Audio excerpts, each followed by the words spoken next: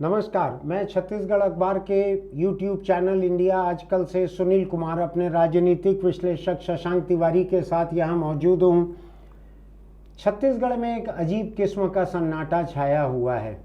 Vote डल चुके हैं, पूरे 90 सीटों पर अटकल जारी है। लोगों का कहना है कि कांग्रेस की सरकार बनेगी या भाजपा की सरकार बनेगी या हंग असेंबली रहेगी, और लोग जो हैं अमित जोगी या किसी और की मेहरबानी पर, बाहरी किंग मेकर पर निर्भर रहेंगे। मैं अभी 5 मिनट पहले ही टी.एस. सिंहदेव बाबा, जो कि डिप्टी चीफ मिनिस्टर हैं कांग्रेस गवर्नमेंट में, उनका एक वीडियो सुन रहा था जिसमें वो कह रहे हैं कि उनकी हार के ऊपर किसी ने 10 लाख रुपए का भी सट्टा लगाया है। तो इस तरह की ये असल में ये मौसम जो है, आज तारीख हो रही है 20 तारीख और 3 तारीख है कि दोपहर तक नक्शा साफ होगा। तो ये जो 13-14 दिन का जो समय है, करीब एक पखवाड़े का जो वक्त है, ये एक पखवाड़ा सट्टेबाजी का पखवाड़ा है, अटकलबाजी का पखवाड़ा है।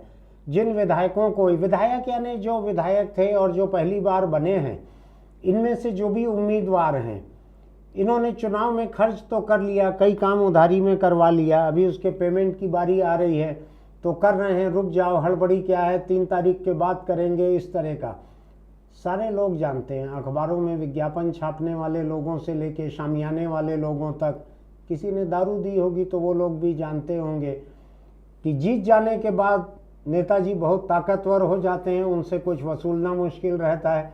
हार जाने के बाद वो इतने दीनहीन हो जाते हैं कि उनसे कुछ मांगने की हिम्मत नहीं पड़ती। तो ये दौर जो है, ये इस पखवाड़े का, मतदान के बाद का और काउंटिंग के पहले का, ये पिछले चुनाव में भी ऐसा लंबा चला था, शायद 20 दिन ऐसा कुछ चला था, अभी भी बड़ा लंबा है। ये मौका जो है लोगों की अटकलबाजी का है।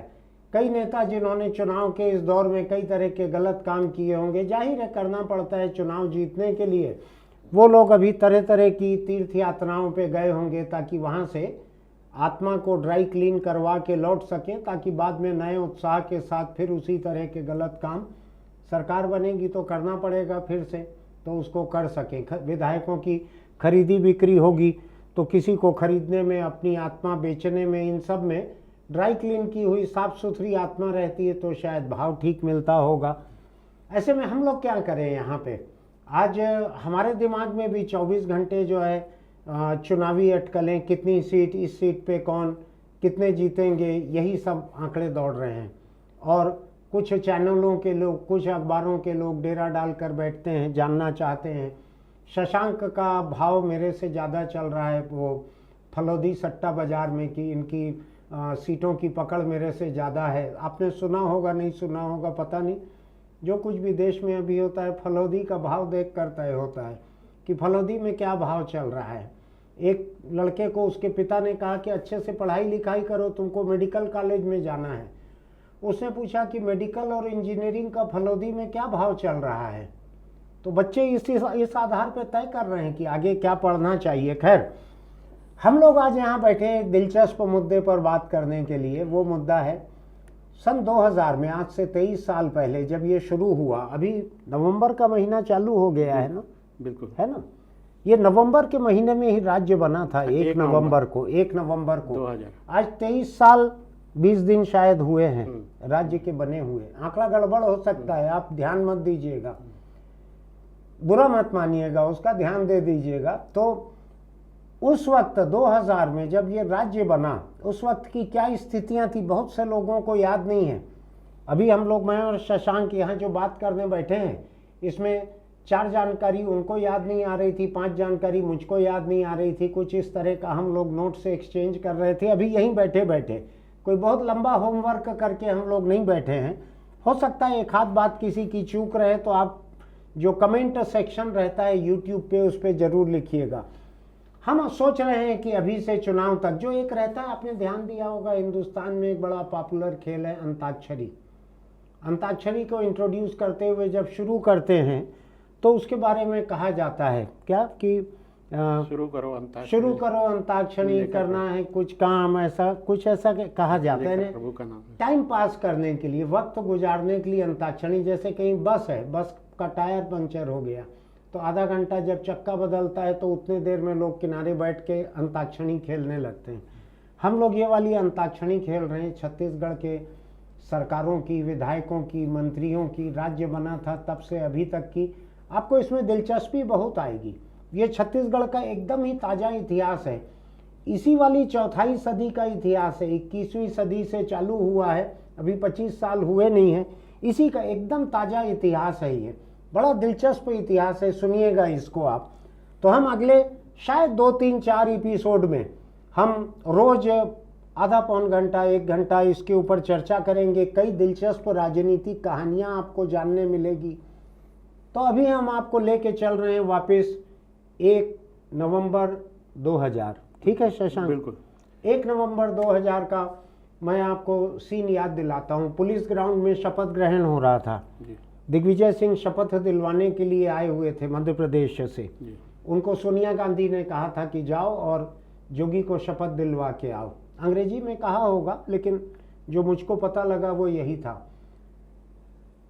दिग्विजय विद्याचरण शुक्ल, जो कि उस वक्त कांग्रेस में थे, बड़े खफा थे क्योंकि वो खुद मुख्यमंत्री बनना चाहते थे। दिग्विजय उनको मनाने के लिए विद्याचरण के फार्म हाउस पे गए, वहाँ उनके साथ हाथापाई हुई। उसकी अलग अलग कहानियाँ प्रचलित हैं। किसी ने कहा उनको मारा गया, किसी ने कहा धक्का दिया गया, किसी ने कहा जमीन पे पटक दिया गया विद्याचरण के पोर्च में। कई तरह की कहानियाँ थी। दिग्विजय अभी तक उसके बारे में बोलते नहीं हैं कुछ। बर्दाश्त बहुत है दिग्विजय सिंह का, ये मैं आपको कह सकता हूँ। सोनिया गांधी ने कहा है, इसलिए चाहे जो हो जाए, चाहे विद्याचरण के यहाँ लात घूंसे पड़े, उन्होंने अजीत जोगी को शपथ दिलवाई और लौट गए वो। ऐसा ही था शशांक? विद्याचरण के यहाँ उनसे शारीरिक दुर्व्यवहार की कहानियां थी, हुआ था। आपको भी मालूम है, मुझको भी मालूम है। विद्याचरण के लोग इस बात का खंडन करते हैं कि कोई शारीरिक दुर्व्यवहार हुआ था, लेकिन मुझको मालूम है हुआ था। खैर, दिग्विजय सिंह उसके पहले तक अविभाजित मध्य प्रदेश के मुख्यमंत्री रहे। उनके दूसरे कार्यकाल में, जो 98 से शुरू हुआ था, उसी में ये राज्य बना। 3 राज्य बने थे। ये तीनों राज्य प्रधानमंत्री अटल बिहारी वाजपेयी की सरकार ने बनाए थे। इनको इस आधार पे बनाया गया था कि इन राज्यों की जो विधानसभाएं थी, उन तीनों ने प्रस्ताव पारित किया था कि हमारे इस हिस्से को नया राज्य बना दिया जाए। भोपाल की विधानसभा ने छत्तीसगढ़ के लिए प्रस्ताव पारित किया था, बिहार की विधानसभा ने झारखंड के लिए प्रस्ताव पारित किया था, मध्य और उत्तर प्रदेश की विधानसभा ने उत्तराखंड के लिए किया था। ऐसा ही था। बिल्कुल। तो ये तीनों राज्य जो हैं, ये अटल बिहारी वाजपेयी प्रधानमंत्री थे, उनके बनाए हुए हैं। उन्होंने इस आधार पे बनाए कि इन राज्यों की विधानसभाएं जो हैं, अविभाजित राज्यों की, उन्होंने ये प्रस्ताव पारित किया था कि राज्य बनाया जाए। बड़े थे, बहुत बड़े राज्य थे। मुझको अगर ठीक याद है तो जो आखिरी सत्र था अविभाजित मध्य प्रदेश की विधानसभा का, भोपाल में हुआ आखिरी सत्र जो था, जिसमें छत्तीसगढ़ के विधायक भी शामिल थे, मैं उसमें मौजूद था। उसमें पत्रकार दीर्घा में मैं भी बैठा था और सुन रहा था कि दोनों तरफ के नेता, छत्तीसगढ़ के भी, मध्य प्रदेश के भी, कितने भावुक होकर एक दूसरे के बारे में बात कर रहे थे। लोगों की जिंदगियां एक साथ गुजर गई थी। ऐसे में जब उनको अलग होना पड़ रहा था तो एक तकलीफ भी थी। लेकिन मैं कहूँगा कि दिग्विजय सिंह एक दरिया दिल इंसान थे। उन्होंने अपनी थाली का, रोटी का एक टुकड़ा काट कर छत्तीसगढ़ की थाली में रखा था।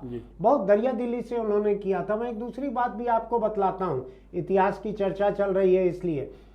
दिग्विजय मुख्यमंत्री के रूप में रायपुर आए और वो यहाँ पर घूम घूम कर सारे जगहों को देख रहे थे कि मंत्रालय कहाँ बनाया जाएगा, पुलिस मुख्यालय कहाँ बनाया जाएगा, तो कौन सी चीज़ कहाँ बनाई जाएगी। उनको अलग अलग इमारतें दिखाई जा रही थी। तो DK hospital, Dau Kalyan Singh hospital, जो कि मेडिकल कॉलेज का हॉस्पिटल भी था एक समय, उस समय 2000 में नहीं रह गया था मेडिकल कॉलेज का, लेकिन वो जिला चिकित्सालय था, बड़ा अस्पताल था। उसको मंत्रालय बनाने की बात हुई। दिग्विजय के साथ मैं भी उस दिन था जब यहाँ बैठक हो रही थी। मुझको ध्यान है, कम्युनिटी हॉल था जो आज राजभवन है इसके बगल में। वहाँ पे दिग्विजय ने बैठक ली थी। उसमें अखबार वाले भी कुछ लोग थे, सब लोग सलाह भी दे रहे थे अलग अलग तरह की। मुझको ध्यान है कि दिग्विजय ने कहा था कि शपथ ग्रहण के पहले शायद उनका ये आखिरी प्रवास है अविभाजित मध्य प्रदेश में, छत्तीसगढ़ का। और भी कुछ बातें हुई थी। वो उस दिन खुद होकर खुद बोलकर मेरे घर भी आए थे, वो एक लंबी कहानी है, उसको छोड़ दें। सरजियस मिंज उस समय कमिश्नर थे रायपुर के। अच्छा, सरजियस मिंज कमिश्नर थे। अजय तिर्की उस समय कलेक्टर हुआ करते थे। अच्छा, जो बाद में छत्तीसगढ़ काडर में नहीं रह गए। नहीं, वो थे राउत, MK राउत थे कलेक्टर। राउत OSD बनाए गए थे, मंत्रालय काडा का वो अच्छा, बनाए गए थे। सेटअप उन्होंने तो सेटअप उन्होंने तैयार किया, मंत्रालय उन्होंने तैयार किया, सब चीजें उन्होंने तैयार की। रातों रात पूरे के पूरे इमारत को, एक अस्पताल को एक मंत्रालय में बदलना, ये काम उन्होंने किया था। ऐसा माहौल था उस दिन का। मुझको ध्यान है, मैंने उस वक्त एक डॉक्यूमेंट्री फिल्म भी बनाई थी नरबली नाम की। नरबली नाम से बड़ा अटपटा लगता है। वो एक फिल्म बनाई थी जिसको लेकर बाद में मैं जर्मनी और ब्रिटेन के कुछ फिल्म फेस्टिवल में भी गया था। वो फिल्म दूरदर्शन से भी प्रसारित हुई थी, रायपुर से। उसमें यह था कि राजधानी बनाने की हड़बड़ी में रायपुर में किस तरह से गरीबों की बलि दी जा रही है। मुझको ध्यान है, उस समय मलेरिया जो हॉस्पिटल था यहाँ का, जिसमें मलेरिया के ब्लड स्लाइड की जांच होती थी, उसको खाली करवा दिया गया था। टीबी का वो सेंटर जो था उसको खाली करवा दिया गया था। और इसी तरह से जो यहाँ का टीबी सेनेटोरियम था उसको खाली करा के वहाँ PHQ बनाने की बात थी। तो मैंने उस समय जो ह्यूमन राइट्स आयोग था यहाँ का, उसमें कंप्लेंट की थी उस बात की, और हमने फिल्म बना के उसको भी सबमिट किया था। और उस समय ये हुआ था, डॉक्यूमेंट्री फिल्म जो हमने बनाई थी उसको दूरदर्शन पे दिखाने के लिए मैं कोशिश कर रहा था, लेकिन दूरदर्शन के अधिकारी इस बात को देखकर एकदम ही हक्का बक्का रह गए थे कि नरबली के ऊपर बनाई गई डॉक्यूमेंट्री हम क्यों दिखाएं, जबकि फिल्म में नरबली एक प्रतीक के रूप में शब्द इस्तेमाल किया गया था कि राजधानी का सेटअप तैयार करने के लिए किस तरह से ज्यादती हो रही थी। लोगों को उजाड़ा जा रहा था, सड़क किनारे बैठे लोगों को हटा दिया जा रहा था, हजारों लोगों की रोजी रोटी खत्म हुई थी। उस फिल्म की एक बड़ी दिलचस्प बात थी, देश के आज के जो एक सबसे बड़े साहित्यकार हैं, हिंदी के सबसे बड़े, विनोद कुमार शुक्ल, रायपुर में रहते हैं। मैंने विनोद जी को मिलकर इस डॉक्यूमेंट्री के लिए मैंने उनको इंटरव्यू किया था। 2000 की ही बात है ये। मैंने उनको इंटरव्यू किया था। मैंने उनसे लोकतंत्र, राजनीति, आदिवासी मुद्दे, नक्सल हिंसा, इस तरह की चीज़ों के ऊपर मैंने उनसे बात की थी। लोगों ने मुझको कहा था उस वक्त, विनोद जी के बड़े करीबी दोस्तों ने कहा था, विनोद कुमार जी कवि हैं, वो इन बातों के बारे में क्या कहेंगे। विनोद कुमार जी राजनीति की बहस में हिस्सा नहीं लेते, वो इस बारे में क्या कहेंगे। लेकिन मैं आपको बतलाता हूँ, विनोद कुमार जी का वो इंटरव्यू इतना शानदार इंटरव्यू हुआ था, मैं खुद हक्का बक्का था। मैं चाहता था कि जो राजनीति से परे के लोग हैं उनमें से किसी से बात करूं, राजधानी बनाने में जो ज्यादतियां हो रही है। विनोद कुमार जी का वो इंटरव्यू इतना ऐतिहासिक इंटरव्यू था कि अभी उनके अलग अलग कई साक्षात्कारों पे एक किताब छप रही थी। तो विनोद जी ने उसके संपादक को कहा कि सुनील जी से बात करके उन्होंने मेरा एक इंटरव्यू लिया था, उस इंटरव्यू को इस किताब में ज़रूर शामिल करो। मैं पहले जिस अखबार में काम करता था उस वक्त की ये बात है, 2000 की, वहाँ पर वो इंटरव्यू छपा भी था। तो वहाँ से मैंने साहित्यकार रमेश अनुपम को वो इंटरव्यू दिलवाया, जिसको वो किताब में शामिल भी करने की बात चल रही है। तो ये माहौल था उस समय का, यानी नवंबर 2000 का ये माहौल था। आखिरी में दूरदर्शन से वो फिल्म किसी तरह बहुत मेहनत करके वो प्रसारित हुई थी फिल्म। उसमें 2-3 लोगों का मुझको सहयोग लेना पड़ा था। प्रधानमंत्री अटल बिहारी वाजपेयी के मीडिया एडवाइज़र अशोक टंडन थे उस समय, वो मेरे निजी दोस्त थे। मैं और अशोक टंडन 1980 में वार रिपोर्टिंग की ट्रेनिंग में 2 महीने साथ में रहे, 2 महीने पूरे साथ में थे। तो मैंने इस तरह के कई संपर्कों की मदद लेके उस फिल्म का प्रसारण करवाया था। राजधानी बनने के ठीक पहले 1-2 दिन पहले शाम को उसका प्रसारण करवाया था। खैर, वो एक अलग बात रही। अब मैं शशांक के साथ मिलके आपके सामने कुछ चीज़ें पेश करना चाहता हूं कि जब यहाँ पर मुख्यमंत्री की शपथ पहले हुई थी, उसके तुरंत बाद विधानसभा बिल्डिंग वगैरह कुछ नहीं थी, उसकी कार्रवाई चालू हुई थी विधानसभा की। शायद रायपुर के राजकुमार कॉलेज में हुई थी कार्रवाई उसकी। और मैं उस समय बतला दूं, जो मध्य प्रदेश से टूटकर जो छत्तीसगढ़ बना था, उस समय कांग्रेस के 48 विधायक आए थे, भाजपा के 36 थे, बसपा के 2, निर्दलीय 2, गोंडवाना गणतंत्र पार्टी के 1, इतने विधायक वहां से यहाँ आए थे। ये शायद 90 होते होंगे कुल मिलाकर। इतने विधायक मध्य प्रदेश से यहाँ आए थे। इनसे छत्तीसगढ़ की पहली विधानसभा बनी थी, जिसकी पहली बैठक मुख्यमंत्री का शपथ ग्रहण पुलिस ग्राउंड में। विधानसभा की पहली बैठक जो है शपथ ग्रहण विधायकों का, ये रायपुर के राजकुमार कॉलेज में हुआ था, क्योंकि शहर के बीच उतना बड़ा कैंपस और किसी का उपलब्ध नहीं था। बिल्कुल, उतने सारे हॉल वगैरह कहीं पे नहीं थे। क्या याद है शशांक आपको उस समय का? उस समय ये था कि पहले तो मुख्यमंत्री बने, उसके बाद पहले प्रोटेम स्पीकर बने। हाँ। महेंद्र बहादुर सिंह जो सबसे सीनियर एमएलए थे जी। वो सरायपाली के थे उस समय बसना के विधायक, बसना के जी। उनके भतीजे देवेंद्र बहादुर सिंह, हाँ, वो भी विधायक थे, लेकिन वो सरायपाली के थे। हाँ, हाँ। तो उन्होंने विधायकों को शपथ दिलाई थी महेंद्र बहादुर ने। हाँ। और फिर महेंद्र बहादुर राजकुमार कॉलेज में ही पढ़े हुए भी थे। बिल्कुल, वो और उनके भाई, बिल्कुल, ये दोनों लोग जो हैं जी, दोनों शायद जुड़वा थे जी, और हम शक्ल जैसे थे जी, और दोनों राजकुमार कॉलेज की फुटबॉल टीम में भी थे जी, और वहीं पढ़े हैं दोनों पूरा। जी, जी। हाँ, तो इस तरह का था। उस समय कांग्रेस के 48 विधायक थे, भाजपा 35 थे। 35 थे, अच्छा। बसपा 2 थे, हाँ। निर्दलीय 2 थे, हाँ। एक डीपी दितलारे, हाँ। और दूसरा प्रोफेसर गोपाल राम यहाँ से आते थे, अंबिकापुर से। अच्छा, वो निर्दलीय थे।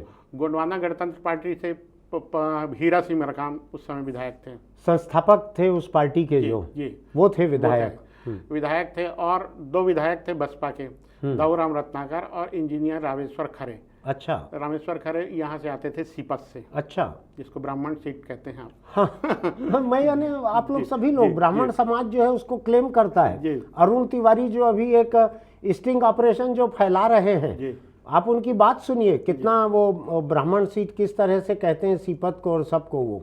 जी, हाँ। अच्छा, उस समय ये हुआ, मुख्यमंत्री बने। हाँ। मुख्यमंत्री बनने के बाद ये 15 मंत्री बने, शपथ दिलाई जिसको आप। यहाँ 15 बने थे मंत्री? 15। अच्छा। एक डीपी दितलारे बाद में बने। अच्छा, हाँ। तो इस तरह का था। राजेंद्र प्रसाद शुक्ल जी जो उस समय मंत्री, अजीत जोगी मुख्यमंत्री थे, जो उस समय राज्यसभा सदस्य थे कि नहीं थे? नहीं थे। लोकसभा चुनाव हार गए थे शहडोल से। वो दलबीर सिंह वाला शहडोल, बिल्कुल। कुछ दलबीर सिंह और इनके बीच कुछ टकराव भी हुआ था। कांग्रेस के ही लोगों ने इनको हराने की कोशिश भी की थी शहडोल से। हराया था भाजपा प्रत्याशी थे दलपत सिंह परस्ते। हाँ, वो तो जाहिर तौर पे सामने थे बैलेट पेपर पे या ईवीएम पे। दलबीर सिंह की टिकट काट के इनको दी गई थी। बिल्कुल, मुझको ध्यान है कि दलबीर के लोगों ने भी इनको हराया था, जोगी को वहां से। जोगी उस समय की कटुता भी कुछ लोगों के लिए पाल के चलते थे, जिन्होंने इनको हराने में मदद की थी। जी, उस समय रेस में थे मुख्यमंत्री पद के स्वाभाविक तौर से शुक्ल बंधु, हाँ, शुक्ल बंधु, श्यामाचरण जी। हाँ। उसके अलावा महेंद्र कर्मा मजबूत दावेदार थे, जो दिग्विजय सिंह के खेमे से आते थे। भूपेश बघेल महेंद्र कर्मा को ही बनाने के लिए एक आदिवासी एक्सप्रेस, हाँ, चला रहे थे। एक पर्दे के पीछे ओबीसी अगर काट कर ले तो नंद कुमार पटेल थे, उस समय गृह मंत्री थे। तो इन सब के बीच में बाजी मारी अजीत जोगी ने। पहला माहौल था, सन्नाटा पसरा था, बहुत ज्यादा। बड़ा दिलचस्प बतलाऊं आपको, शायद इस सरकार बनने के जरा ही पहले दिवाली आई थी। उस समय जोगी जी मेरे घर आकर बैठे थे, तो बातचीत में मुझको अंदाज नहीं था कि ये मुख्यमंत्री बन सकते हैं। मेरा समझ, थोड़ी राजनीतिक समझ कम थी। तो उनसे बात हो रही थी, तो मैंने उनसे पूछा कि क्या लगता है आपको, कौन मुख्यमंत्री बनेगा छत्तीसगढ़ का? थोड़ा अटपटा सवाल था। आमतौर पे लोग चापलूसी में या खुश करने के लिए ये कहते कि आप ही तो बनेंगे और कौन बनेगा। मुझको अंदाज नहीं था। मैंने पूछा कौन बनेंगे मुख्यमंत्री, तो उन्होंने कहा कि अगर आदिवासी तबके से बनाया जाएगा तो मैं बनूंगा, और ओबीसी तबके से बनाया जाएगा तो नंद कुमार पटेल बनेंगे। उनका बड़ा स्पष्ट मानना था ये कि कौन बनेंगे मुख्यमंत्री इन दोनों तबकों में से। उनको अंदाज था कि अगर आदिवासी की बात आएगी तो महेंद्र कर्मा के मुकाबले ये सोनिया गांधी के परिवार के ज्यादा करीब हैं, तो ये वहाँ मुकाबला जीत जाएंगे। उस समय ज्यादा उनके साथ विधायक भी नहीं थे, 2 ही विधायक उनके साथ रहते थे, एक तुलेश्वर सिंह जी, हाँ, और दूसरा मनोज मंडावी। अच्छा, हाँ। तो 3 या 4 विधायक थे। दोनों नहीं रह गए? अब दोनों नहीं रहे, और जोगी जी भी नहीं रहे? जोगी जी भी नहीं रहे। एक और थे पलारी से विधायक हुए थे, रामलाल भारद्वाज। हाँ, रामलाल भारद्वाज, चेहरा याद आ गया मुझको। हाँ, हंसते रहते थे, मुस्कुराते रहते थे। वैसे शुक्ल बंधुओं के साथ थे, लेकिन थोड़ा सा जोगी जी के प्रति भी थोड़ा झुकाव हो गया था। हाँ, वो भी उस समय थे। सतनामी समाज के बीच जोगी जी की बहुत गहरी पकड़ थी, बिल्कुल। और अभी भी उनके बेटे की कुछ पकड़ कम से कम उस समाज में बाकी है। तो इस तरह था। और जिन मंत्रियों ने शपथ ली थी, हाँ, उनमें थे राजेंद्र प्रसाद शुक्ल, हाँ, रामचंद्र सिंहदेव, हाँ, चनेश राम राठिया, धनेश पाटिला, नंद कुमार पटेल, महेंद्र कर्मा, रविंद्र चौबे, कृष्ण कुमार गुप्ता, सत्यनारायण शर्मा, माधव सिंह ध्रुव, राम पुकार सिंह, एकमात्र महिला मंत्री थी गीता देवी सिंह, प्रेम साय सिंह, भूपेश बघेल और शंकर सोढ़ी। डीपी दितलरे कैबिनेट मंत्री के रूप में बाद में, मतलब वो एक निर्दलीय विधायक के रूप में निर्दलीय थे, और जोगी जी ने उनको कैबिनेट में शामिल किया था। ये जो बता रहे हो आप 16 तो अभी हो गए जो आप गिना रहे हो। सवाल ये है कि उस समय मंत्रियों की कोई सीमा नहीं थी ऐसी जैसी अभी है। अभी नहीं, कोई सीमा नहीं थी। आप चाहो तो 90 के 90 मंत्री बना लो, ऐसा माहौल था जी। संवैधानिक रोक नहीं थी, संवैधानिक रोक नहीं थी। तो इसलिए जोगी जी ने कुल कितने बना लिए थे? टोटल बनाए थे 27 बनाए थे। एक हाथ छूटा हुआ भी दिख रहा है, क्या नाम? अमितेश शुक्ला मिला के 28 विधायक मंत्री बने थे, 28 मंत्री थे। और एक धनेन्द्र साहू, ये भी बाद में बने। ये मध्य प्रदेश से आए थे, लेकिन उनको बनाया नहीं गया। 29 हो गए थे, फिर 29 हुए थे। 29 हो गए थे। अभी ये दूसरा मैं देख रहा हूँ इस लिस्ट में जी, जो पहली बार मंत्री बने छत्तीसगढ़ सरकार में, जोगी सरकार में पहली बार जो मंत्री बने, उसमें अमितेश शुक्ला, श्यामाचरण शुक्ल के बेटे। दूसरा मोहम्मद अकबर, ये शायद खाद्य मंत्री बने थे जोगी जी के समय। हाँ, राज्य मंत्री थे। जो पहली बार बने हैं वो तो राज्य मंत्री ही बनेंगे, लेकिन अमितेश शायद कैबिनेट मंत्री बनाए गए थे। पंचायत मंत्री था अकेले, पंचायत मंत्री थे, अकेले थे, कैबिनेट मंत्री बनाया गया था। मोहम्मद अकबर। विधान मिश्रा थे राज्य मंत्री, मनोज सिंह मंडावी राज्य मंत्री, बदरुद्दीन कुरैशी ये शायद भिलाई के या तो महापौर थे या कुछ वहाँ नहीं, विधायक थे बस। और देवेंद्र बहादुर सिंह, तुलेश्वर सिंह, ताम्रध्वज साहू जी।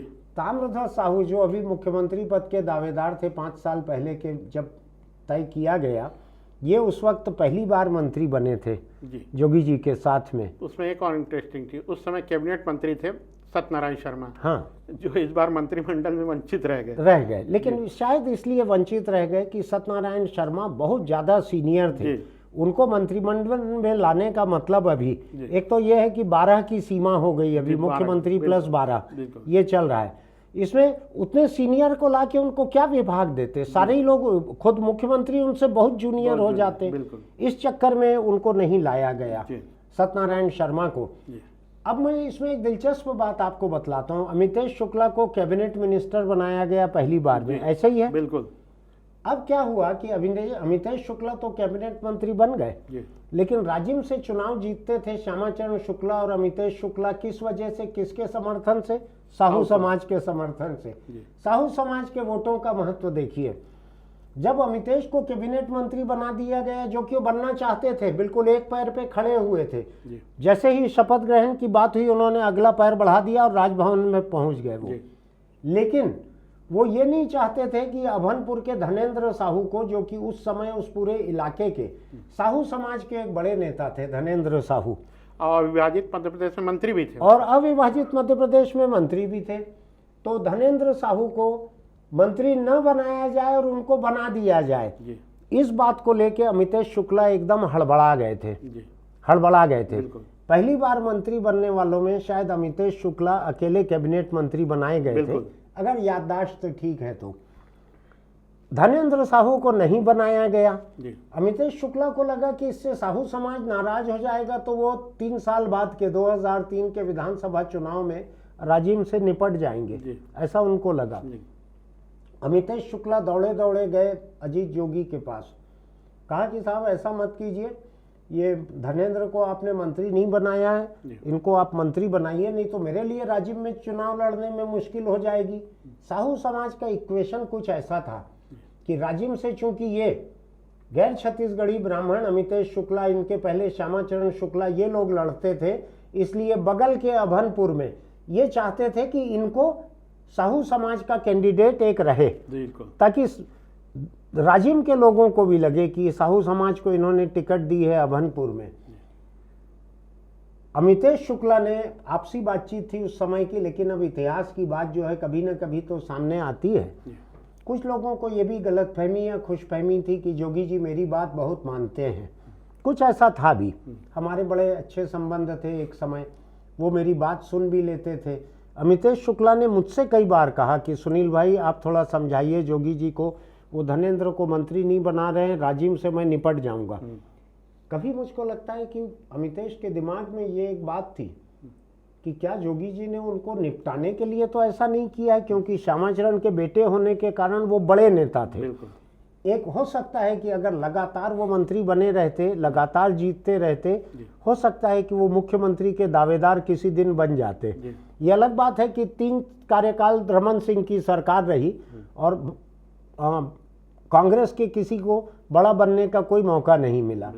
उनके दिमाग में ये भी आता था कि क्या जोगी जी ने सोच समझ के मेरे लिए परेशानी खड़ी करने को यहाँ से धनेंद्र को मंत्री नहीं बनाया है, तो वो लगे रहे धनेंद्र को मंत्री बनाने के लिए। आगे क्या हुआ धनेंद्र का वो शशांक आपको बताएंगे।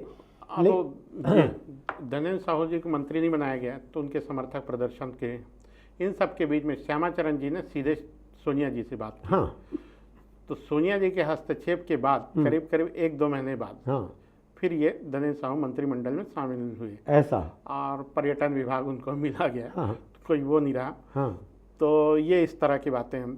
और अमितेश शुक्ला ने छांट के पंचायत विभाग अपनी पसंद कर लिया। हाँ, पसंद कर लिया था। उसके पीछे दूसरी गणित थी मध्य प्रदेश में। अजय सिंह के पास, अर्जुन सिंह के बेटे के पास पंचायत विभाग था। तो वो ये मानते थे, वो अपने आप को उसी तरह सीनियर मानते थे। हालांकि 98 में पहली बार ही वो विधायक बने थे, काफी बार मौका मिला था। इस तरह के बात एक दूसरा चक्कर उसमें शशांक और था जी। दूसरा चक्कर ये था कि सुनील कुमार, जो कि छत्तीसगढ़ के पहले मुख्यमंत्री अजीत जोगी के सचिव थे, सचिवालय के सेक्रेटरी थे वो जी। ये मध्य प्रदेश में अर्जुन सिंह के साथ भी काम कर चुके थे, और जब अर्जुन सिंह के बेटे को वहां पंचायत विभाग दिया गया जी, उसमें भी सुनील कुमार की राय काम कर रही थी। उसके पहले वो अर्जुन सिंह के साथ काम कर चुके थे। अच्छा। तो राहुल सिंह, अजय सिंह, राहुल दोनों नाम हैं उनके, अर्जुन सिंह के बेटे के अजय सिंह। तो उनको पंचायत देने के वक्त या उनके लेने के वक्त सुनील कुमार की राय भी थी कि पंचायत विभाग लेना चाहिए, इसमें काम करने का बहुत मौका है। उन्होंने पंचायत एक्ट वगैरह लिखा भी उस समय वहां का रहते हुए। तो रायपुर में चूंकि वो कलेक्टर रह चुके थे, उस वक्त से अमितेश शुक्ला से पहचान थी। तो अमितेश शुक्ला के पंचायत विभाग में दिलचस्पी लेने के पीछे मुझको ऐसा लगता है कि सुनील कुमार की राय भी थी कि आपको पंचायत विभाग लेना चाहिए, इसमें काम करने का स्कोप बहुत रहता है। तो ऐसा कुल मिला के अमितेश पंचायत मंत्री बने थे। ये है। और क्या है, इसका पहली बार के मंत्री विधान मिश्रा भी बने थे। विधान मिश्रा जी सब साथ छोड़ दिए विद्याचरण जी का तोड़ने का, तो फिर वो मंत्री बन गए। कुछ विद्याचरण, विधान मिश्रा जो हैं, एक बार विद्याचरण के साथ बाहर जा चुके हैं जन मोर्चे के समय बाहर जा चुके हैं ना। जब वीपी सिंह, विद्याचरण शुक्ला, आरिफ मोहम्मद, अरुण नेहरू, इन लोगों ने 89 वगैरह की बात होगी कुछ उसके आसपास की, जब राहुल गांधी को बोफोर्स मामले में आरोप लगाते हुए एक ईमानदार की तरह वीपी सिंह बाहर निकले थे। मैं अभी भी उनको बेईमान नहीं कह रहा हूं, लेकिन एक पब्लिक पोस्चर होता है, जन धारणा। वीपी सिंह ईमानदारी की एक प्रतिमूर्ति बनकर बाहर आए थे कांग्रेस से। इनमें से कुछ को कांग्रेस ने निकाला था, कुछ कांग्रेस छोड़ के आए थे, उसमें विद्याचरण भी निकाले गए थे। इसको वो गौरव की बात मानते हैं कि मैंने नहीं छोड़ा था कांग्रेस, मुझको निकाला था कांग्रेस ने। उस समय कुछ लोग उनके साथ चले गए थे। विधान मिश्रा भी उनके साथ चले गए थे। लेकिन बाद में जाके जब ये बात आई कि सोनिया गांधी चाहती हैं कि जोगी मुख्यमंत्री बने, तो उस समय विद्याचरण कैंप में विधान नहीं रहे, वो छोड़ के पार्टी कैंप में आ गए, संगठन में आ गए। बहुत सारे विधायक, करीब 15 विधायक, 15-16 थे, वो आधे टूट गए। धर्मजीत सिंह और विधान मिश्रा अगुवाई करते थे। तो खैर बाद में सभी टूट गए, धीरे धीरे। तो ये स्थिति बनी। तो इसमें पहली बार और मंत्री बने मनोज सिंह मंडावी, जो अभी अभी पिछली इसी विधानसभा में विधानसभा उपाध्यक्ष थे। जोगी के भी चहेते लोगों में से थे ये मनोज मंडावी, बिल्कुल नौजवान आदिवासी विधायक थे। ये इनके साथ अटैच किया गया था नंद कुमार पटेल के साथ। गृह राज्य मंत्री परिवहन इनके पास था। अच्छा जी। बदरुद्दीन कुरैशी को जीएडी वगैरह दिया गया था, उस तरह का। और तुलेश्वर सिंह वन मंत्री, राज्य मंत्री थे, पंचायत भी उनके पास था। ताम्रध्वज साहू अपन स्कूल शिक्षा मंत्री थे। सत्यनारायण शर्मा कैबिनेट मंत्री थे। अच्छा जी, इस तरह का रहा। सत्यनारायण शर्मा, मुझको याद पड़ रहा है कि जो अविभाजित मध्य प्रदेश था जी, उसमें ये आबकारी मंत्री थे और शायद स्कूल शिक्षा मंत्री भी थे। खनिज इनके पास बड़ा खनिज इनके पास था, बहुत बड़े थे, बड़े महत्वपूर्ण व्यक्ति थे। जब ये राज्य बनने की चर्चा हुई, राज्य बनने की घोषणा हुई, सत्यनारायण शर्मा जब भोपाल से यहाँ आते थे तो आधे कांग्रेसी राजधानी के ये मानकर चलते थे कि यही अगले मुख्यमंत्री बनेंगे।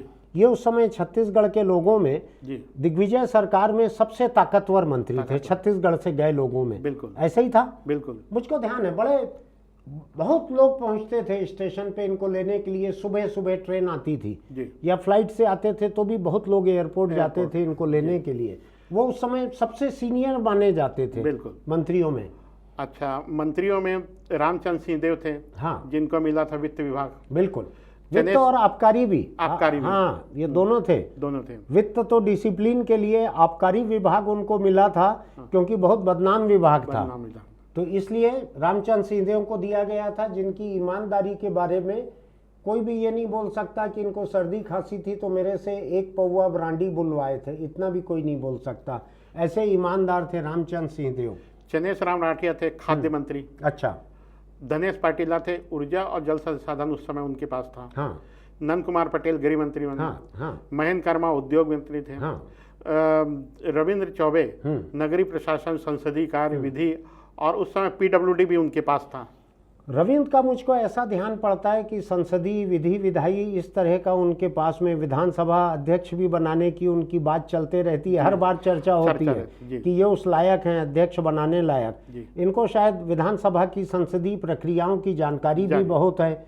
वरिष्ठ तो हैं ही ये, और दूसरा व्यवहारिक भी है, उत्तेजित नहीं होते। जैसे कोई मान लीजिए विधायक बहुत सीनियर है, बहुत उत्तेजित हो जाते हैं, उनको आप विधानसभा अध्यक्ष नहीं बना सकते। वहाँ तो बहुत बर्दाश्त से काम लेना पड़ता है। जैसे मध्य प्रदेश से टूट के आए थे विधायक, तो सब दिग्विजय सिंह के साथ थे। ये खालिद दिग्विजय सिंह के समर्थक रहे, लेकिन जोगी के साथ भी संबंध उसके बने रहे। हाँ, बने रहे। अच्छा। के गुप्ता थे, कृष्ण कुमार गुप्ता, जो रायगढ़ से आते थे, वो स्वास्थ्य मंत्री बने। माधव सिंह जो आदिम जाति विकास मंत्री बने। राम प्रकार सिंह जो सीनियर मोस्ट हैं, वो खनिज मंत्री, खनिज विभाग के साथ साथ जनसंपर्क विभाग उनके पास था। बहुत विनम्र बातचीत में, बहुत मीठा धीमा बोलने वाले, बहुत विनम्र जनसंपर्क मंत्री थे। लेकिन कोई अपना प्रचार नहीं करवाते थे। उनको मालूम था कि मैं नाम के लिए मंत्री हूँ और ये मंत्रालय जो है चलाना मुख्यमंत्री को ही है। बिल्कुल। आपको एक दिलचस्प बात मालूम है इस कैबिनेट की? बताऊं क्या? जी बताइए। अजीत जोगी ने एक भी मंत्रालय अपने पास नहीं रखा था। एक भी। मैंने उनसे पूछा कि ये कैसी बात है कि आप एक भी मंत्रालय अपने पास नहीं रख रहे हो? आमतौर पर तो जो मुख्यमंत्री रहते हैं वो गृह मंत्रालय, जनसंपर्क, ऐसे कई जो क्रिटिकल रहते हैं। गृह मंत्रालय जिसमें जासूसी होती है, लोगों की खुफिया रिपोर्ट तैयार होती है, आमतौर पर मुख्यमंत्री अपने पास रखना चाहते हैं। जो दावेदार रहते हैं मुख्यमंत्री पद के, वो उसी को चाहते हैं ताकि मुख्यमंत्री पे भी नजर रखी जा सके। जोगी जी ने कहा, सुनील जी, मुख्यमंत्री होता है, मुख्यमंत्री मंत्री थोड़ी होता है। मुख्यमंत्री को मुख्यमंत्री जैसे रहना चाहिए। सारे ही मंत्री उसके मंत्री हैं, सारे विभाग मुख्यमंत्री के विभाग हैं। मुख्यमंत्री मंत्री थोड़ी है जो विभाग अपने पास रखे। मैंने ऐसी बात पहले नहीं सुनी थी। मैंने अर्जुन सिंह, मोतीलाल वोरा, दिग्विजय सिंह, सुंदरलाल पटवा, वीरेंद्र कुमार सखलेचा, कैलाश जोशी, ऐसे कई मुख्यमंत्रियों को देखा हुआ है। एक भी मुझको मुख्यमंत्री ऐसा याद नहीं पड़ता जो बिना विभाग का हो। कोई याद पड़ता है आपको ऐसा? शायद दिग्विजय सिंह थे। नहीं, दिग्विजय के पास भी विभाग थे। तो क्या, यानी जो मुझको अभी याद पड़ रहा है वो ये है। तो कुल मिला के ये है कि अजीत जोगी ने एक अजीब सा अपना एक आभा मंडल तैयार किया था। मुख्यमंत्री मंत्री नहीं होता है, मुख्यमंत्री मुख्यमंत्री होता है, सारे विभाग उसके हैं, अलग से कुछ विभाग क्यों रखे। वहां से लेके अभी हम देखेंगे अगर रमन सिंह और भूपेश बघेल तक, ये किस्सा बाद में आएगा जी, बिल्कुल। लेकिन इस कंट्रास्ट को आप याद रखिएगा। पहला मुख्यमंत्री अजीत जोगी, उनका क्या सोचना था, अभी के दो मुख्यमंत्री रमन सिंह भूपेश बघेल, इनका क्या सोचना है। 2-3 दिन में वहां तक पहुंच जाएगी गाड़ी हमारी, आपको बताएंगे उस समय। तो हम आ रहे थे मंत्रियों में कौन कौन कैसे कैसे थे। इसके बाद गीता देवी एकमात्र महिला मंत्री थी, महिला बाल विकास। प्रेम साय सिंह जो कि कृषि मंत्री थे। डीपी ढेतलारे, इनको मंत्रिमंडल मिलेगा, इनको वन विभाग दिया गया था। ये पहले वो थे निर्दलीय विधायक थे, जोगी जी ने शामिल किया था। तो कांग्रेस पार्टी में शामिल हो गए थे बाद में। अच्छा, भूपेश बघेल राज्य मंत्री थे। ये एक लंबी कहानी है भूपेश बघेल के राज्य मंत्री रहने की। और इस कहानी में थोड़ा सा मेरा भी एक किरदार था छोटा सा, कि जोगी जी से मैंने बड़ा विरोध किया था कि भूपेश बघेल को आपको कैबिनेट मंत्री बनाना चाहिए, आपने नाजायज किया है, गलत काम किया है जो उनको राज्य मंत्री रखा है। बाद में उन्होंने कुछ अरसा बाद जाके भूपेश बघेल जी को कैबिनेट मंत्री बनाया था। मैं ये नहीं कह रहा मेरी वजह से ही बनाया था, मेरा भी उसमें थोड़ा सा एक योगदान था। जैसे ट्रेन प्लेटफार्म छोड़ती है तो उसके हैंडल को पकड़ के जो धकेले वो भी कह सकता है कि मैंने ट्रेन शुरू होने में मदद की थी।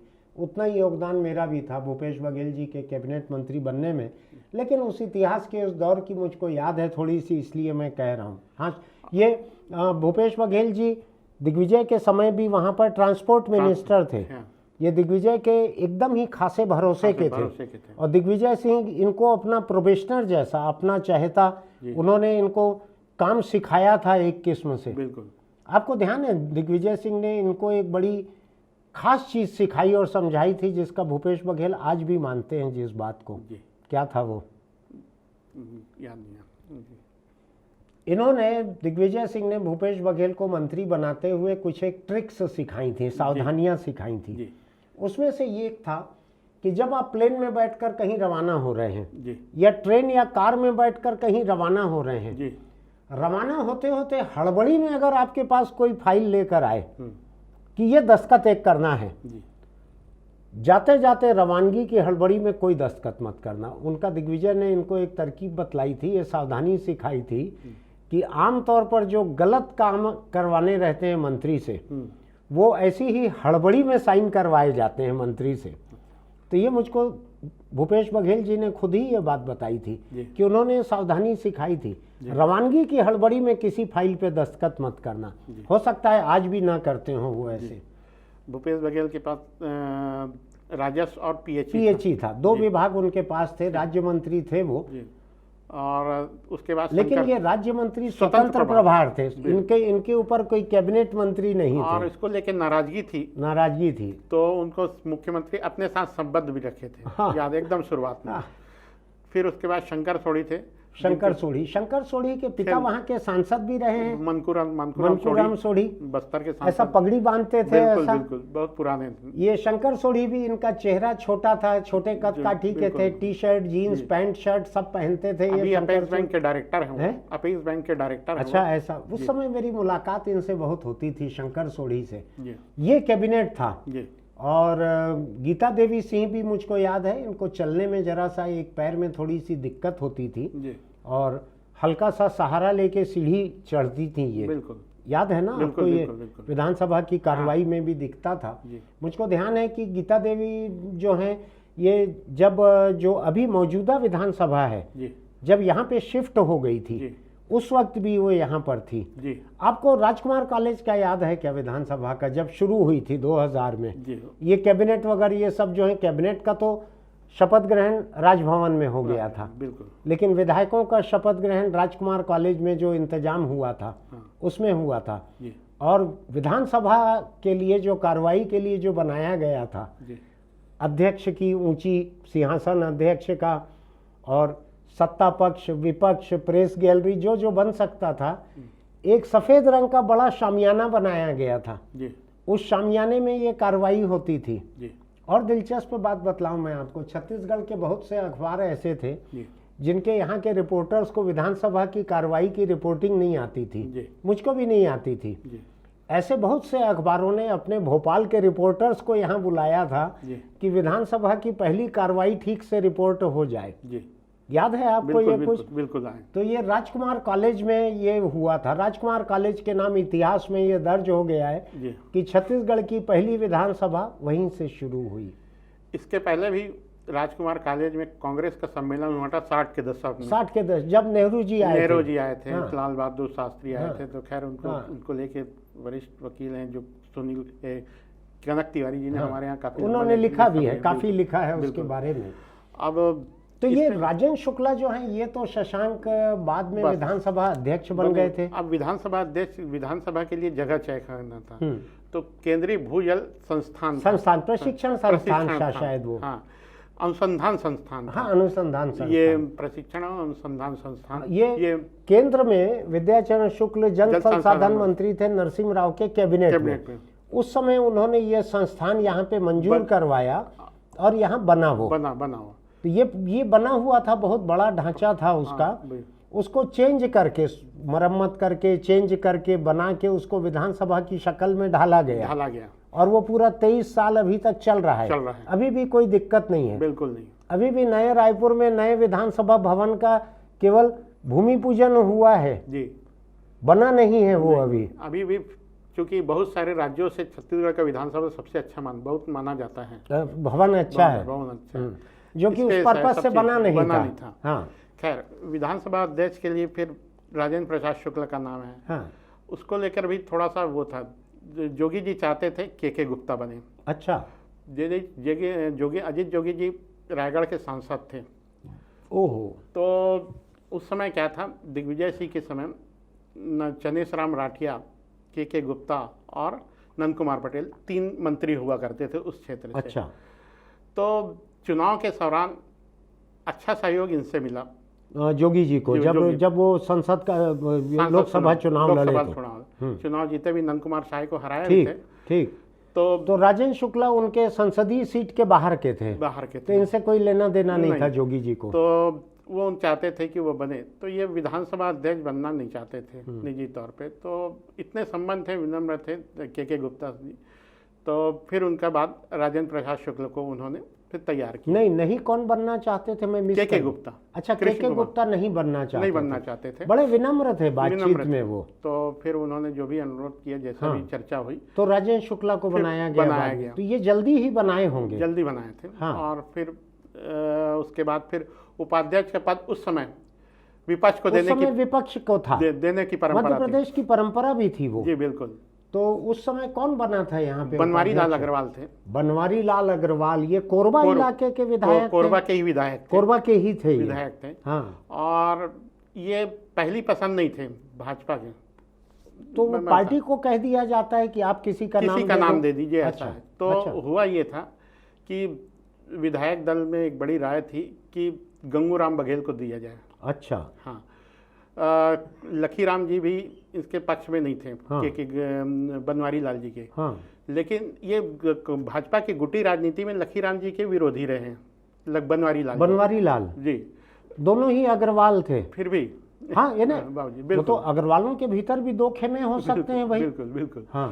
तो फिर उस समय राष्ट्रीय महामंत्री थे, शायद ध्यान आ रहा है, प्यारे लाल खंडेलवाल। अच्छा। बड़े मजबूत आदमी थे। हाँ। तो उनकी सिफारिश पर व उनके हस्तक्षेप के बाद फिर ये बनवारी लाल अग्रवाल को बनाया गया। अच्छा।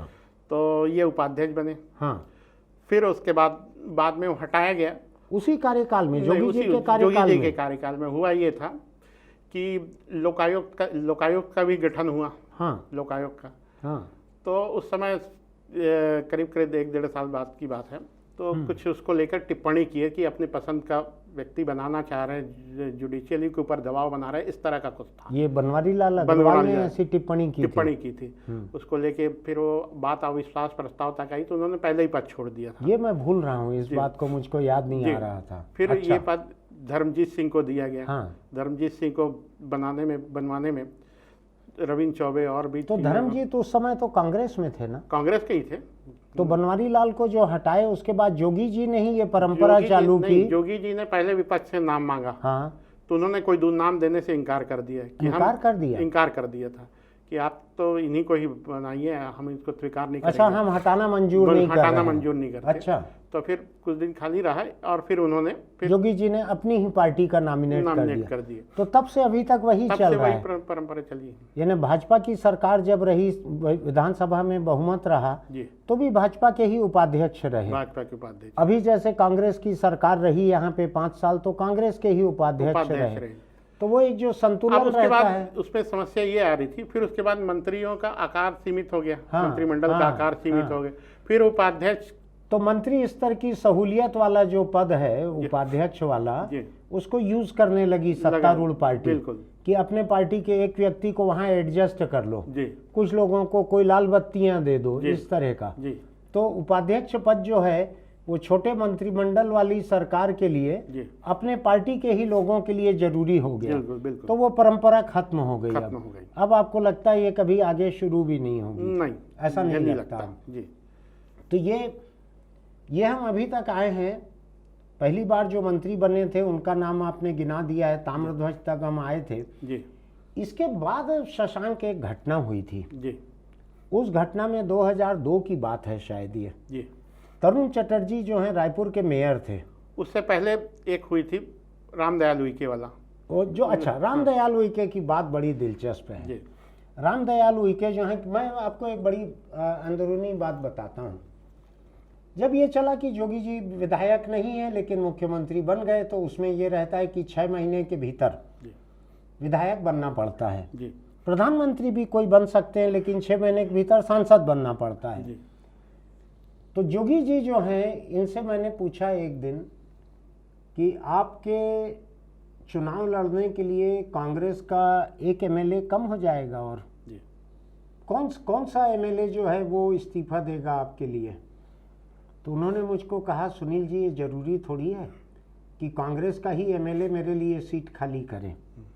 तो मैं थोड़ा हैरान भी हुआ। मैंने पूछा कि क्या मतलब है इसका, तो उन्होंने कोई जवाब नहीं दिया। उन्होंने कहा वक्त आने पे मैं आपको बताऊंगा।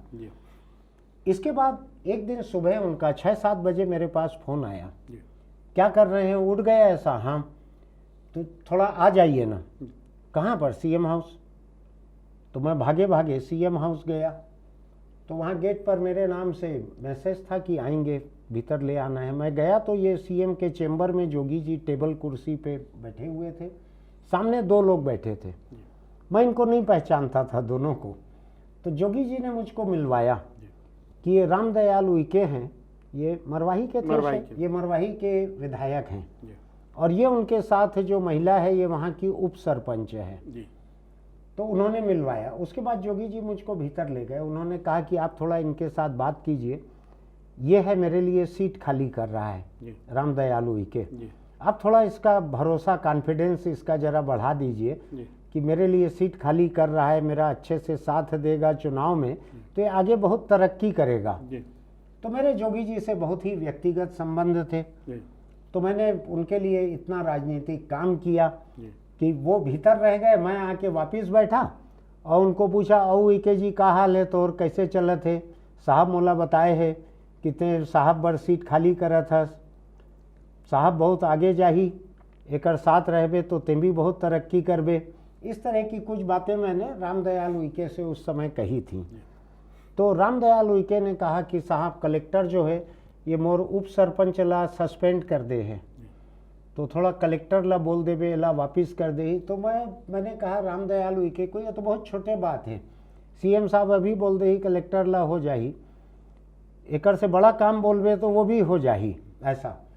फिर जोगी जी वहाँ से इन लोगों को लेके हेलीकॉप्टर से जाने वाले थे मरवाही, और मरवाही में लैंड न करके वो बगल में कहीं लैंड करने वाले थे, जो भी उनका वजह होगी, लगे हुए जिले में लैंड करने वाले थे।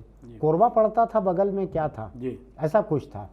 मुझको भी ले जाना चाहते थे, लेकिन मैंने उनको कहा कि नहीं, मुझको अखबार में लौट के संपादकीय लिखना है, मैं लिख के आया नहीं हूँ, तो मैं नहीं जा सकता। मैं बहुत ही गंभीरता से अपने काम को लेता था, आज भी लेता हूँ गंभीरता से। तो उस समय मैं उनके साथ नहीं गया था वहाँ, रामदयाल उइके और उनके साथ में हेलीकॉप्टर से मैं नहीं गया था मरवाही। तो रामदयाल उइके के बारे में मुझको याद है, ये घटना आप बता रहे थे। जी, तो फिर उसके बाद यहाँ ये अफवाह उड़ गई, मतलब लोगों को चर्चा में आ गया कि रामदयाल उइके गायब है। तो भाजपा के लोगों ने काफ़ी धरना प्रदर्शन हुआ। तब तक उनका इस्तीफा मंजूर भी हो चुका था, विधानसभा अध्यक्ष इन्होंने कर दिया था। खैर गिरफ्तारी उफ्तारी हुई ना, काफ़ी ड्रामेबाजी काफ़ी कम हुआ। तो ये अपने तरह का पहला केस था। हाँ, लेकिन इसका जवाब भाजपा ने दूसरे तरीके से दिया। वो कैसे? वो ऐसे कि राजनाथ सिंह उस समय उत्तर प्रदेश के मुख्यमंत्री थे। अच्छा।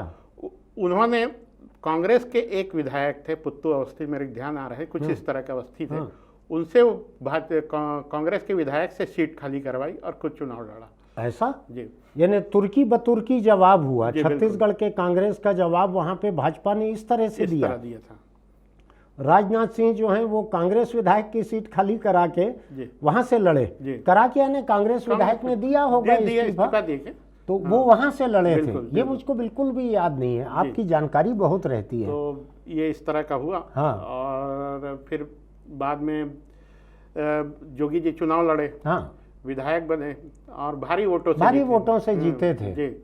जोगी जी की गांव के इलाके में, आदिवासी इलाके में, सतनामी समाज में बड़ा असर था उनका। नया राज्य बना था, पहला मुख्यमंत्री, ऐसा मुख्यमंत्री जो खालिस देहाती था, जो खालिस छत्तीसगढ़ी बोलता था, जो एकदम ही लोगों के बीच घुल मिल जाता था, इस तरह के थे जोगी जी। उस समय बहुत सारी चर्चा होती रहती थी कि कहाँ से लड़ेंगे, तो कोई वृंदावन या और इस तरह का चर्चा होती रहती थी। उस समय जोगी जी के जाति का मामला तय नहीं हुआ था, वो आदिवासी में आते थे, केस वेस चल रहे थे, लेकिन फिर भी वो आदिवासी में गिनाते थे। जी, उसमें दो का हुआ। ये जो चुनाव हुआ इसके बाद ये मुद्दा ज्यादा तुल पकड़ा। मरवाही के बाद एक अभी जो पीएससी सदस्य है संत कुमार नेता उन्होंने शिकायत की राष्ट्रीय अनुसूचित जनजाति आयोग में। उस समय दिलीप सिंह भूरिया थे, अध्यक्ष थे। उस समय एसटी/एससी कमीशन एक था। जी बिल्कुल। तो दिल्ली में शिकायत की और वो शिकायत पे जांच शुरू हुई। इसी बीच में शेड्यूल कोर्ट का एक फैसला भी आ गया। तो उसमें भी उसको लेकर विवादों में घिर गया कि उनके खिलाफ गया, लेकिन जल्द ही ऊपरी अदालत से उनको राहत भी मिल गई। लेकिन जोगी जी बहुत समय तक अदालती राहत पे चले, यानी बहुत समय तक तो उनके मामलों में अदालत से फैसले नहीं हो पाए। वो टेक्निकल ग्राउंड पे ही कि याचिकाकर्ता उपस्थित नहीं हुए, ये नहीं हुआ, वो नहीं हुआ, ऐसे टेक्निकल ग्राउंड पे मामले खारिज हो जाते थे बहुत समय तक। हाँ शशांक, तो इस तरह का चला। लेकिन इससे एक बड़ा फायदा ये हुआ जोगी जी को, एसटी कमीशन ने ये कह दिया कि आदिवासी नहीं सतनामी। तो लेकिन तब तक ये काफ़ी पावरफुल हो गया और सतनामी समाज के भीतर में उनकी पैठ काफ़ी बढ़ गई थी। उन्होंने छत्तीसगढ़ के, मुझे ध्यान आ रहा है, मुझे बहुत सारे लोग सहमत भी होंगे, वो एक ऐसे नेता बन गए जिनका अपना एक पर्सनल वोट बैंक हो गया। वो ऐसे नेता थे कि जो अपने वोट को अपने पार्टी के विरोधियों के भीतर भी को हराने में ट्रांसफर कर सकते थे। बिल्कुल। यानी ये क्षमता थी, ये बड़ी क्षमता थी जो कि उनके मुख्यमंत्री न रहने पे भी लंबे समय तक काम आई उनके, जब तक वो जीवित रहे। जब तक वो जीवित रहे, ये एक उनका ब्रह्मास्त्र था। ये मैं हालांकि ब्रह्म शब्द यूज करना नहीं चाह रहा हूँ, लेकिन फिर शशांक को लगेगा मैं कहीं ब्राह्मण के जुड़ा हुआ कुछ बोल रहा हूँ, लेकिन बड़ा हथियार था जोगी जी का ये। ऐसे ही है ना, बड़ी ताकत थी उनकी ये। लेकिन देखिए, ये ताकत जो है, इसके अलावा एक और बड़ा दिलचस्प मामला था। जो भाजपा के 1 दर्जन विधायक जो हैं, जो अलग होके जोगी जी के कांग्रेस में आए, लेकिन मुझको लगता है वो लंबा किस्सा हो जाएगा, हम उसको कल के लिए रखते हैं। ठीक है, आज की ये बातचीत काफी हो गई है। आप भी कितना सुनेंगे एक दिन, हम ही 2 लोगों को सुनना थोड़ी आपकी जिंदगी में है, कई सारे काम रहते हैं। अभी हालांकि कोई चुनाव प्रचार नहीं है, लेकिन फिर भी कल बहुत ही दिलचस्प बात करेंगे, हम कल ही करेंगे, ज़्यादा लंबा इसको नहीं खींचेंगे। जोगी जी के कार्यकाल का एक मामला जिसमें 12 विधायक भाजपा के किस तरह से वहां से टूटकर कांग्रेस में आए, उसमें से कुछ जोगी सरकार में मंत्री बने, उनका आखिरी में जाके क्या हाल हुआ, इन सब चीज़ों पे वो कौन सी राजनीतिक स्थितियाँ थी, इन चीज़ों के बारे में शशांक और मैं कल यहाँ आपके सामने फिर बैठेंगे। हम फिर इस पर चर्चा करेंगे। बड़ी दिलचस्प कहानी रहेगी, अगला एपिसोड देखना मत भूलिएगा। अगर आपको हमारी आज की बातचीत अच्छी लगती है, इसको सब्सक्राइब कीजिएगा, नोटिफिकेशन की बटन दबाइएगा, कोई पैसा नहीं लगना है उसमें। जब चाहें आप अनसब्सक्राइब भी कर सकते हैं, जिंदगी भर का रिश्ता नहीं है ये कि 7 फेरा हमारे साथ लग जाएगा, जब चाहें छोड़ भी सकते हैं। और अगर आपको ये बातचीत अच्छी लगती है तो अपने दोस्तों को आप लिंक भी भेज सकते हैं, हो सकता है उनको भी ये सुनने में अच्छा लगे। अगर आपको पसंद आता है तो लाइक भी कीजिए, नीचे टिप्पणी जो लिखने का कॉलम रहता है यूट्यूब पर, उसमें आप कमेंट भी कीजिए। कमेंट बॉक्स में आपको लगता है कि हमारे से कोई फैक्चुअल चूक हो रही है, हम बहुत ज़्यादा जानकारी लेके नहीं बैठते, 19-20 अगर कोई जानकारी हो गई है, आप नीचे कमेंट बॉक्स में लिखिए और लोगों को भी पता लगे कि हमने अगर कुछ गलत कहा है तो ठीक हो जाएगी जानकारी वो। फिर हम आपसे, मैं तो अब वोट देने की अपील कर नहीं सकता, आप राजस्थान या तेलंगाना थोड़ी जाएंगे वोट डालने के लिए। तो फिलहाल एक दूसरी अपील कि 3 तारीख को काउंटिंग होने वाली है। 3 तारीख की शाम तक ये तस्वीर साफ हो सकती है कि अगली सरकार छत्तीसगढ़ में कौन सी बनेगी। उस दिन तक आपको रहना बहुत ज़रूरी है। अगली सरकार, अगले 5 साल कई चीज़ें होने वाली है। इस बीच में गाड़ी चलाते हुए सीट बेल्ट ज़रूर लगाइए, दोपहिया चलाते हैं तो हेलमेट ज़रूर लगाइए। 3 तारीख तक आपका बने रहना ज़रूरी है, उसके बाद भी। फिर मिलते हैं।